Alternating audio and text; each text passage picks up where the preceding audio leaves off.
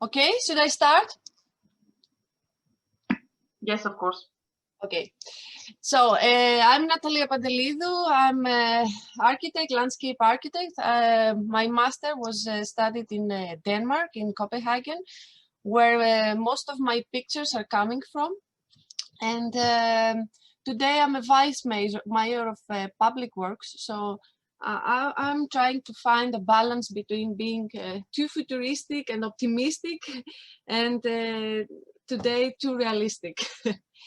So, talking about kids interacting with space, this picture, this is the first picture coming to my mind, because this is the simplest form of interaction. Sometimes we as architects, we over-design, or we're trying to find very fancy things, but at the end of the day, the kid will play with this rainwater that it was gathered in a small pond.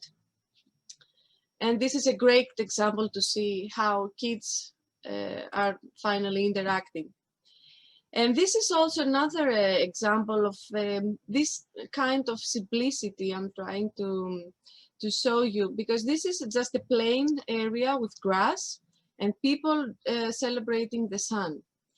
Even in an inclinated surface, or just having picnic and sitting together and talk together. Of course, this is before coronavirus, but still is a nice situation. And this picture in the middle is my favorite one, because it's just a group of trees and that creates space, and it's a birthday party that's taking place there. I'm trying to compare this open space situation with the Greek standards. We don't have, unfortunately, we don't have this type of grass. The conditions, the weather conditions do not permit to have that, but still we have some open spaces that looks to be very popular. This is in the municipality of Kalamaria. This is our public square.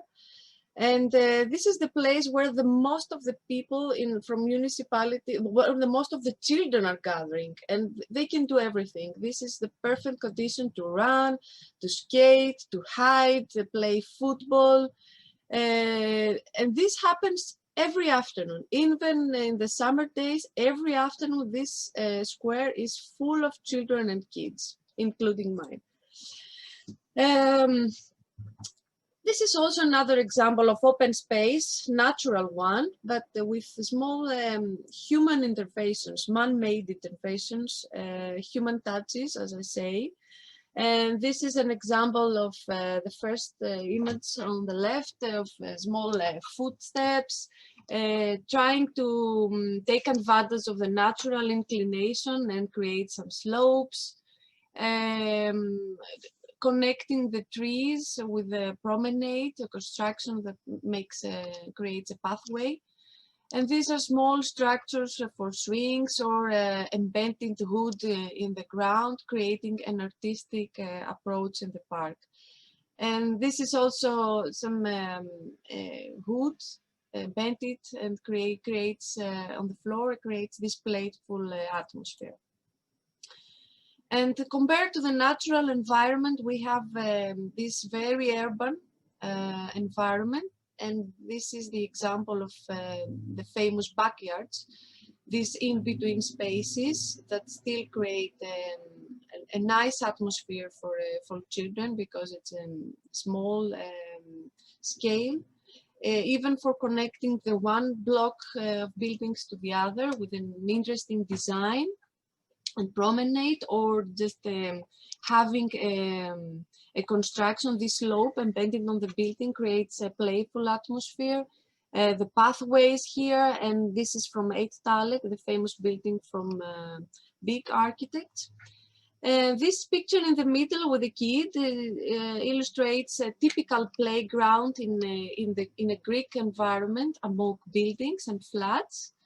And this square with sand is also a typical situations found in northern countries like Germany or Denmark, where you have these sand boxes, covered or not, constructed in different ways, but still it's a very interesting case for children that makes them happy. And we also have art that also creates space. This is an example from Denmark that they have these workshops. These two images here, I'm not sure if you can watch the arrow I'm illustrating here, but this yes, we can see your arrow, yes. Illustrates the result of a workshop that took place during a week, a few kilometers out of Copenhagen, and children, residents, and students from the master, from the landscape artists, they all participated, and they all presented for a weekend their works. So children could participate and also play. And this was very, very interesting example. And we also have this pop-up have. It's called, it means garden in Danish. And this is what happens when residents find an open square and decide to adapt it and create some workshops there, and create some sitting places, or even a park. They plant their own trees, so they do a lot of volunteering there and personal participation. And then we have more constructed landscapes and parks where you have more orientated interaction. You can skate there, you can play a game on the tables, you can have the trampolines with this rubble floor. And this is one of my favorite constructions. This is ropes just hanging from floor, from ceiling. And children go there and they climb and they do different things, and they have a very interesting shape when it's a windy day. So with small things you can do different types of interactions. This is also a simple way of interaction, just drawing on the street, on the asphalt, and then you outline your game, your bike. Finding your pathway on the ground, having a wall, an inclinated wall where you can climb. This is also, it's a building in the middle of a park in Copenhagen. So people totally interact when they're crossing the facade, and they do funny things. And then we have all these symbol constructions, this ping pong table, symbol drawings showing different directions. It's also a type of interaction with this symbol gestures. And then we have the typical playgrounds, as we call it, the parks. It's a typical playground, but still it's different from country to country. For example, this hill here with this perfect rubble floor, it's in Dubai. It's very constructed. When we go in northern countries, we found more natural materials. This is in Greece, a park in Greece. This is in the Stavros Niarchos Foundation. It's a park, but also with an educative approach, because people, the children can pump the water, and then they follow the stream of the water, so they learn how the water goes and so on. This is trying to find a balance, do different things, more than the usual ones and the very orientated ones. And then I tried to think what we have been doing so far in Kalamaria, at least the last year since I'm in this strategic role. And this is Olof Palme Park. This is what we constructed. We delivered that project around March. And I wanted to show you this example exactly to illustrate that we're trying to avoid these very typical playgrounds with a very orientated approaches, like you should slope here, you should swing here, or we want more open spaces and free spaces, so you can interact and create playscapes. This is the key word. We want to create playscapes, not playgrounds.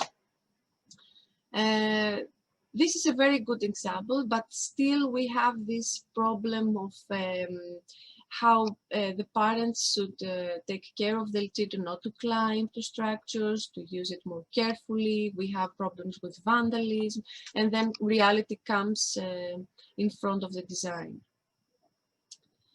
This is another park. We are about to finish it. We're cooperating with very good architects.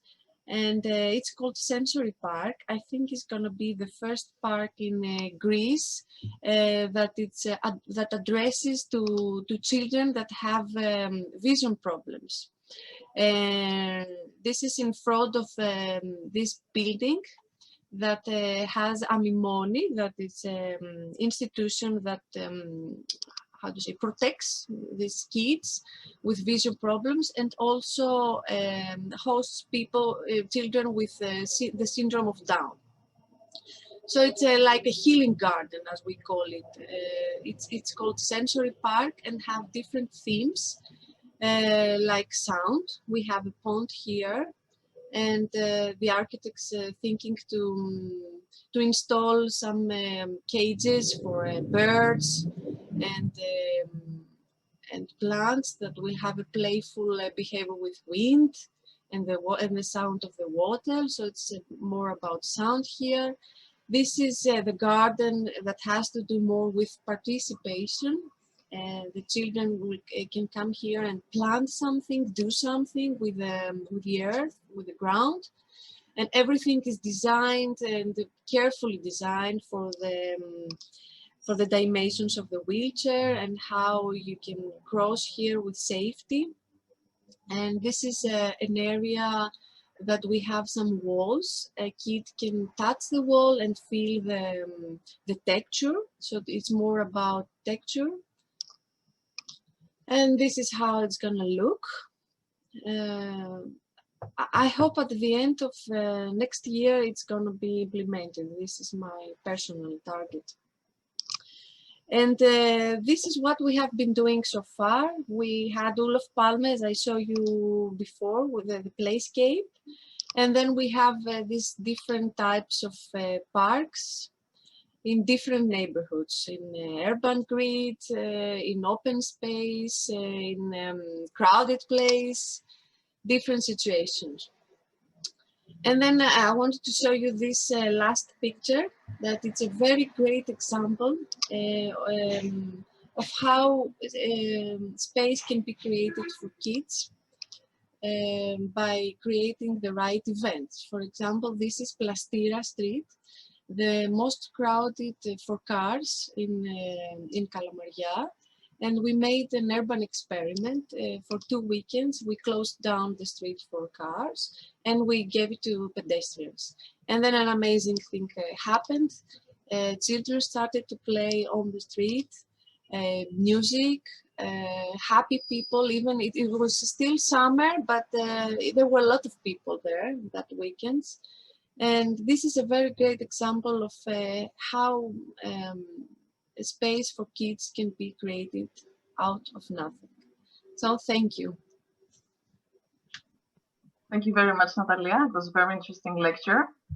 As you said, actually children constitute a significant part of users in urban open spaces. And unfortunately, due to the increasing population and density of the cities, this kind of open spaces tend to decrease. So in this context, what are your thoughts in an alternative play space for children in the modern city?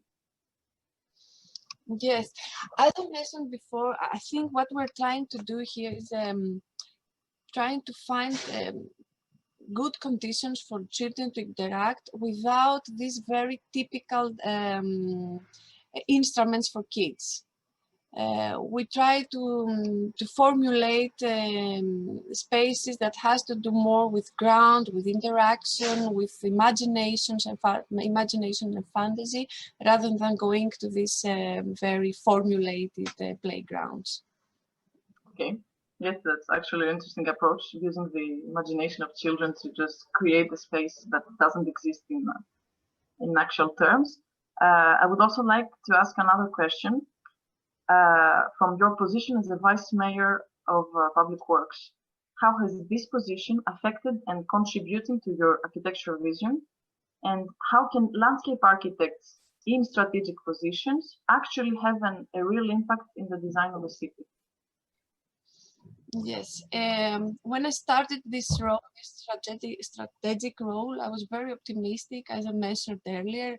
I wanted to create spaces, different spaces, to incorporate what I've learned as an architect, a landscape architect. But during this year, I saw that it's very hard to maintain the spaces. So I started to be more realistic and trying to find more hard materials that it's easy to maintain, to clean, and to resist to vandalism, because we have this great problem with vandalism.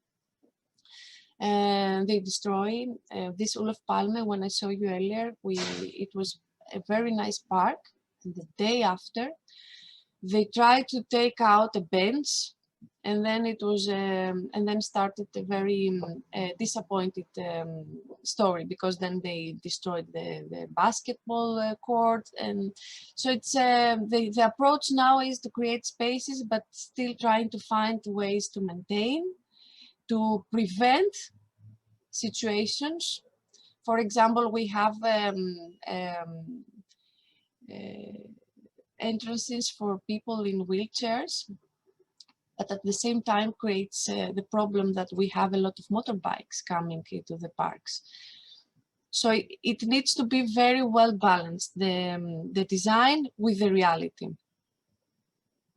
And yeah, your last question was as landscape, how it affected.